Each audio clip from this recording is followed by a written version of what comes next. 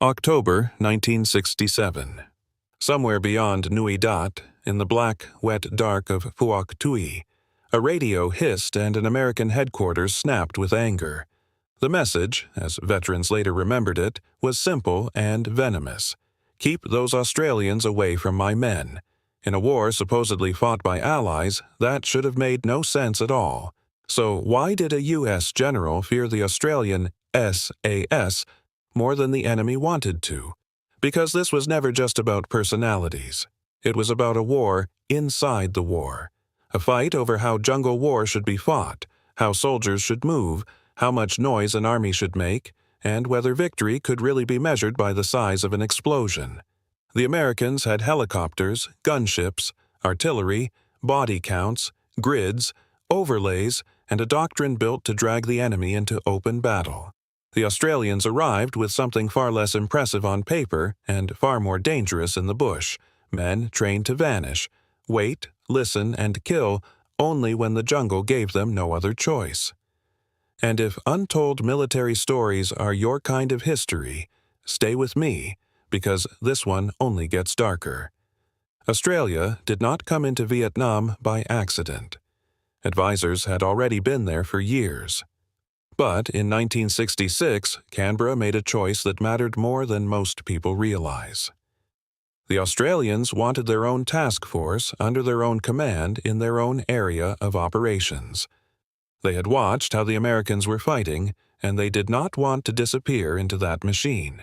That decision put the 1st Australian Task Force in Phuoc Tui Province, based at Nui Dat. And inside that task force, the SAS had a role so quiet it almost sounded passive. They were the eyes and ears. But in Vietnam, eyes and ears could be deadlier than a battalion. The Australian SAS did not move through the jungle like conventional infantry. A patrol was usually 5 men, sometimes fewer than the enemy could imagine. No armor, no line of vehicles, no roaring insertion that made a valley tremble, just 5 men sinking into green silence, carrying enough food, enough ammunition, and enough fear to last until extraction. And they moved slowly. Not army slow, prey slow. Veteran Don Barnby later described days when an SAS patrol covered only a few hundred meters. 1 step. Stop. Scan the trees. Check the ground. Listen. Feel the air. Look at the man behind you. Signal. Then 1 more step. He called it palpable tension. Every branch might hide a booby trap. Every shadow might be a rifle muzzle.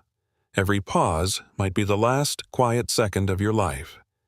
Now imagine how that looked to a conventional American headquarters. A war run by timetables and fire missions does not easily trust men who seem to disappear off the map. A general looking at overlays wants units he can count, locate, task, and support with immediate violence. The SAS did not fit neatly into that picture.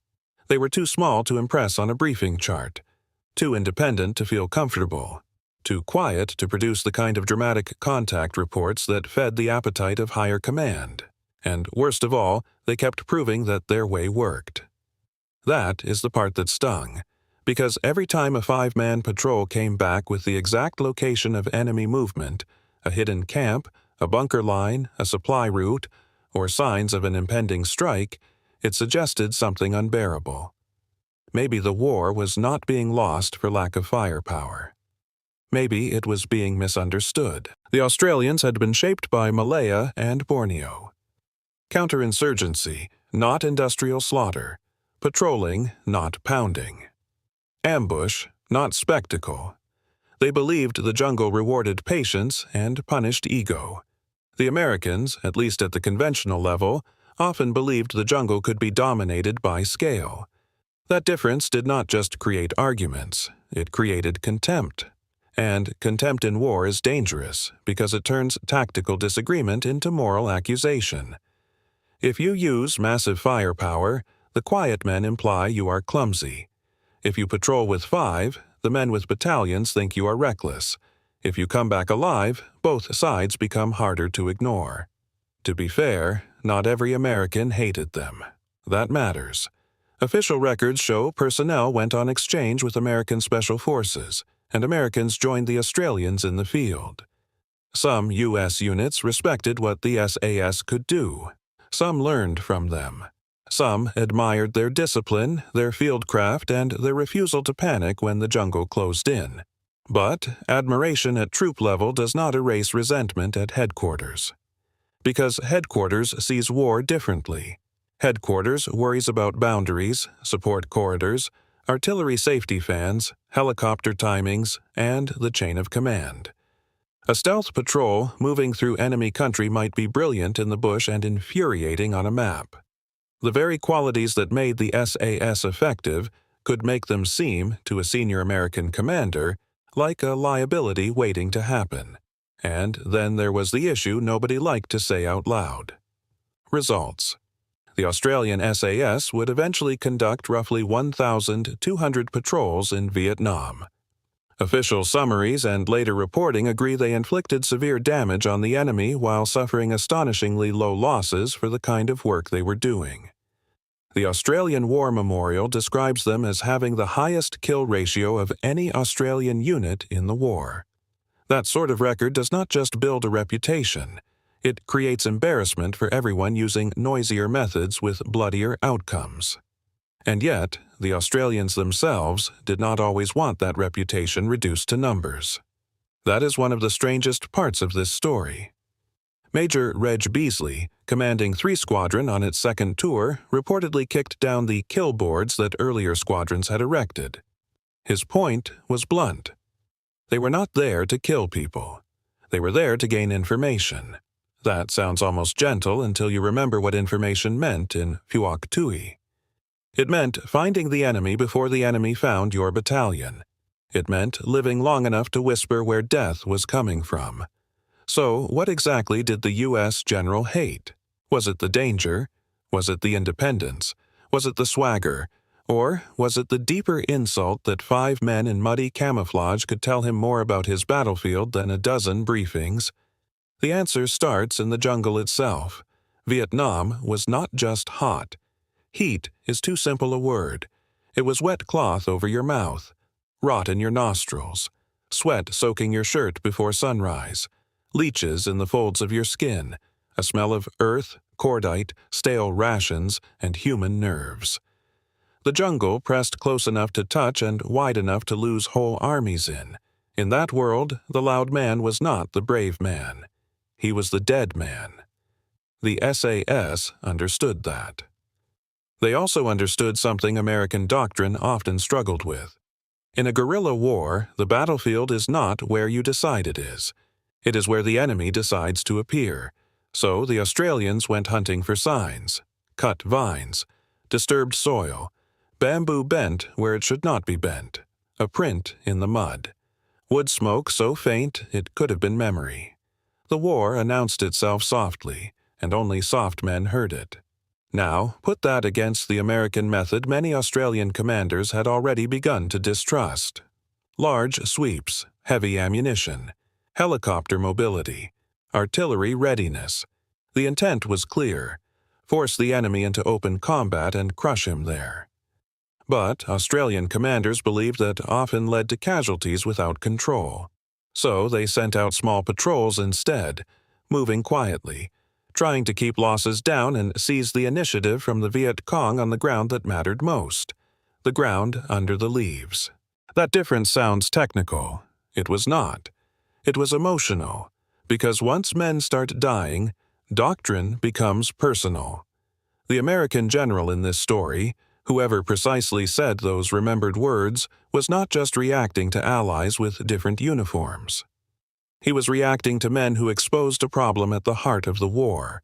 They could not be easily absorbed into the American system because their success depended on not becoming American. They had their own rhythm, their own decision-making culture too. Barnby described something inside the regiment that conventional armies rarely tolerate well, a kind of field democracy. Before acting on patrol, the men would sit and talk as equals, what the regiment jokingly called a Chinese parliament. To outsiders, that might look undisciplined. To the men who had to survive 5 days behind the tree line, it was common sense. The man furthest forward might notice the detail that saved every life. Think about what that means in a coalition war. A U.S. general gives orders down a chain. An SAS patrol discusses survival sideways. Those are not just two tactics, they are two faiths. And faiths collide hardest when both sides believe the stakes are life and death. Sometimes that friction stayed quiet. A look in a briefing room, a sarcastic remark, a refusal to take advice from men who seemed underdressed, under strength, or overly pleased with themselves. Sometimes it emerged in procedure. Australian caution around American artillery support. Different radio manners. Different ways of calibrating guns. Even in integrated operations, the two armies often discovered they spoke the same language and still translated each other badly.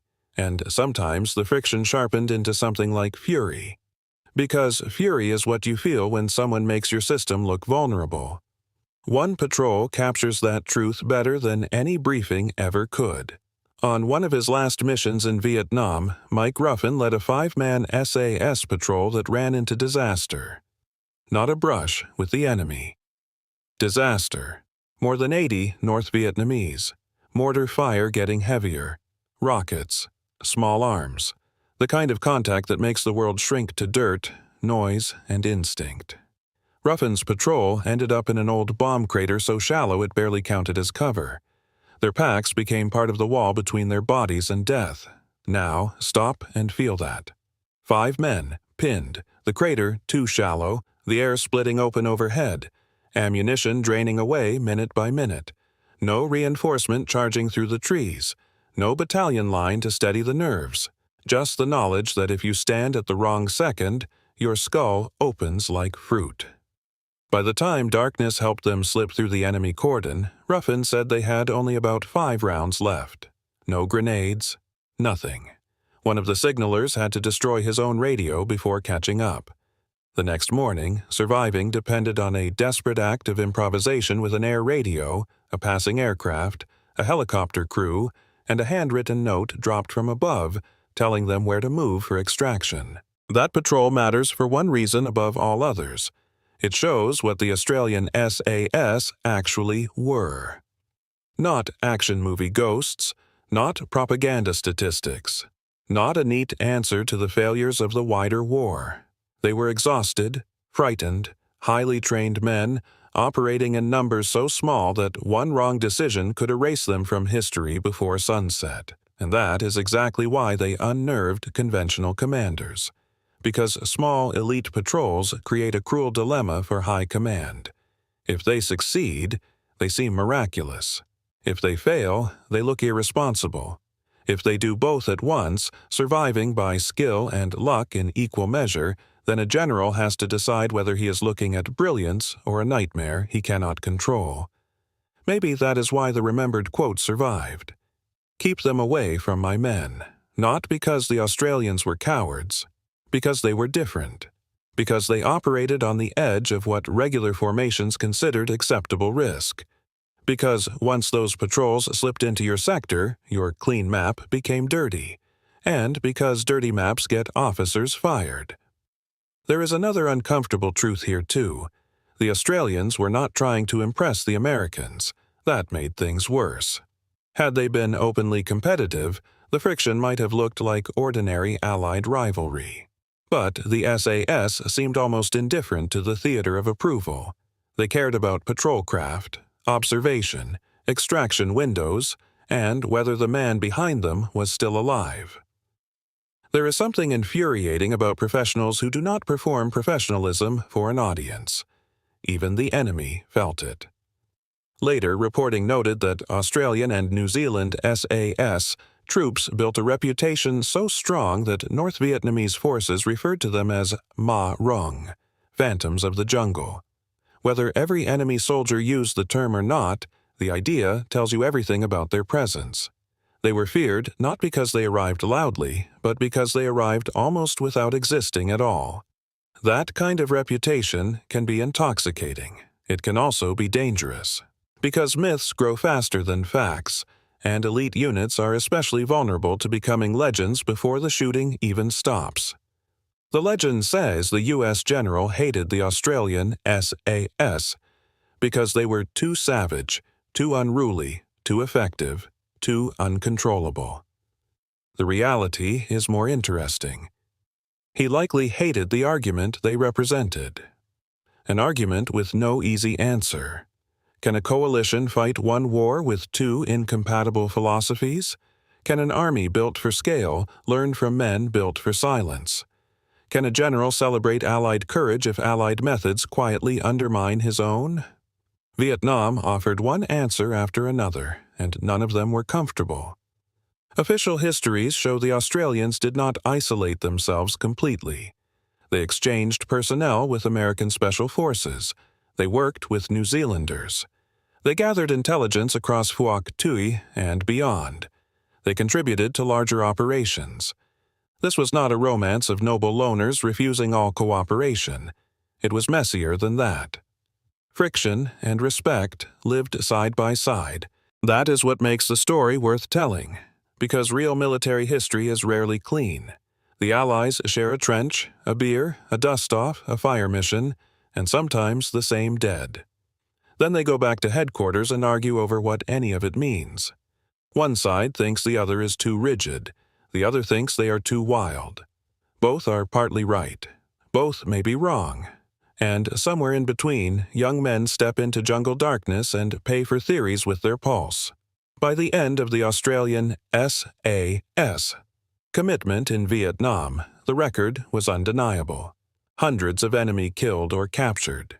Nearly 1,200 patrols, extremely low losses relative to the missions being assigned, and a reputation, among friend and foe, for fieldcraft so refined it seemed almost unnatural.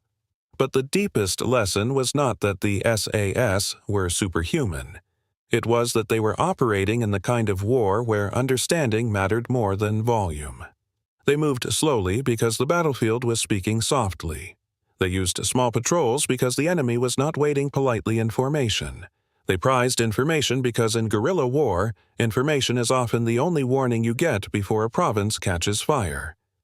So, when we come back to that line, "Keep them away from my men," the mystery changes. Maybe the question is not which U.S. general said it. Maybe the question is why the line feels so believable. Why it fits. Why it survives. It survives because every coalition war produces this exact tension. The ally who fights differently is useful right up until he makes your doctrine look blunt. Then admiration turns sour. Then competence becomes provocation. And somewhere, in some briefing room thick with cigarette smoke and frustration, a senior commander says what he really means. Not that the Allies are bad soldiers, that they are dangerous to the story he is telling himself. And perhaps that is the real reason the Australian SAS became so hard to stomach for parts of the American command structure in Vietnam. They were a reminder that the jungle could not always be bullied, that body counts were not understanding, that firepower was not intimacy, that a war could be flooded with resources and still be blind. 5 men moving 300 meters in a day understood something an empire sometimes did not. In the end, the U.S. general who hated the Australian SAS may matter less than the sentence attached to him, because the sentence reveals a fracture. Not between brave men and cowardly men, not between professionals and amateurs, but between two visions of war. One wanted to dominate the jungle, the other wanted to hear it breathe. And in Vietnam, hearing it was often the only way to live. If you want more untold military stories like this, subscribe to Australia's Secret Wars.